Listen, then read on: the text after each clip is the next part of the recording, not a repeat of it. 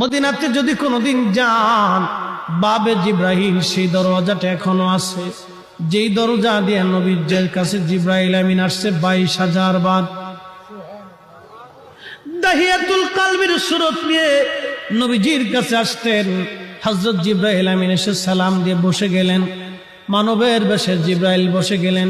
ইয়া রাসূলুল্লাহ, আল্লাহ পাঠিয়ে দিয়েছেন, আল্লাহ সবই জানেন, ভিতরে বাহিরে প্রকাশ্য অপ্রকাশ্য আগে পরে, আপনার অন্তর ভিতর বাহিরে সব আল্লাহ জানেন।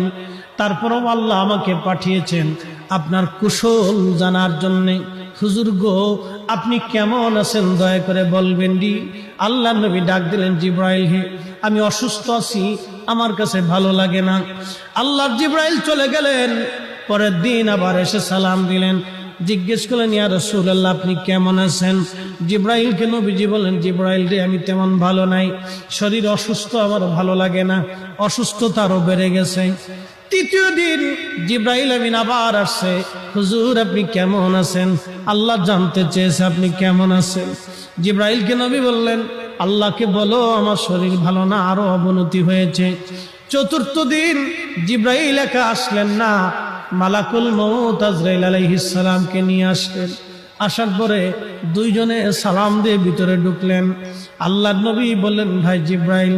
উনি কে? বলে আজরাইল। আজরাইল সালাম দিলেন, ইয়া রাসূলুল্লাহ, আল্লাহ আপনার খেদমতে আমাকে পাঠিয়েছেন। হুজুর, আল্লাহ আমার উপরে ফরমান চালু করেছেন, আমার উপরে রুলস আল্লাহ জারি করে দিয়েছেন আপনাকে সম্মানের সাথে নিয়ে যাওয়ার জন্য। ইয়া রাসূলুল্লাহ, ইয়া হাবিবাল্লাহ, তবে আল্লাহ পাক এটাও বলে দিয়েছেন আপনি অনুমতি দিলে আপনার জান আমি কবজ করব, অনুমতি না দিলে আমি আজরাইল ফিরে চলে যাব।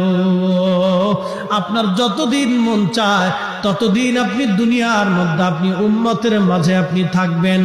একবার আওয়াজ তুলে বলা যাবে কি আল্লাহু আকবার?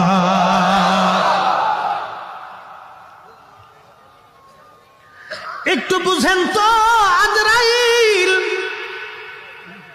নবীর দরবারে বললেন, হুজুর আপনি অনুমতি দিলে আমি জান কবজ করব।